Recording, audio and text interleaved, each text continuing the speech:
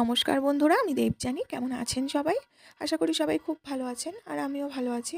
তো আজ দুপুরে রবিবার দিন কী রান্নাবান্না হলো আমাদের বাড়িতে, তারই একটা ছোট্ট ভিডিও আপনাদের সাথে শেয়ার করতে চলে এলাম।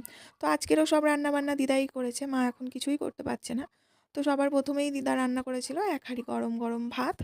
তো এরপরে যেটা করেছিল দিদা সেটা হচ্ছে চিংড়ি মাছ দিয়ে শাক ভাজা। তো শাক ভাজাটা প্রতিদিনই করে দিদা। আর শাক খাওয়া তো খুবই ভালো আমাদের জন্য, শরীরের জন্য, তাই জন্য শাক ভাজা করে নিয়েছিল।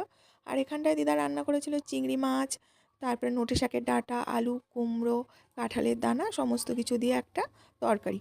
তো এটা তো আমার খুব খুব পছন্দের একটা তরকারি, আমি যে কোনো ডাঁটা খেতেই খুব পছন্দ করি। আর এই কাঁঠালের দানা দিয়ে এই ডাঁটার তরকারি তো আমার খুব পছন্দের একটা খাবার।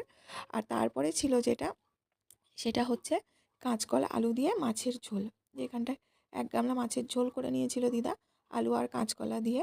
আর এরপরে সবশেষে যেটা ছিল, যেটা থাকে আর কি, যে দুধ, আর দুধের সাথে এখানে কাঁঠাল, কয়েক গলা কাঁঠাল তুলে নেওয়া হয়েছিল। আর আমও ছিল, দুধের মধ্যে আবার একটা পিঁপড়ে পড়েছে ছোট। আর এই যে কাঁঠাল, কয়েক গলা কাঁঠাল তুলে নেওয়া হয়েছিল বাটিতে করে, দুধের সাথে খাওয়া হবে বলে। আর এই তো ছিল আজকে সমস্ত রান্নাবান্না। তো ভিডিওটা কেমন লাগলো সবাই জানাবেন।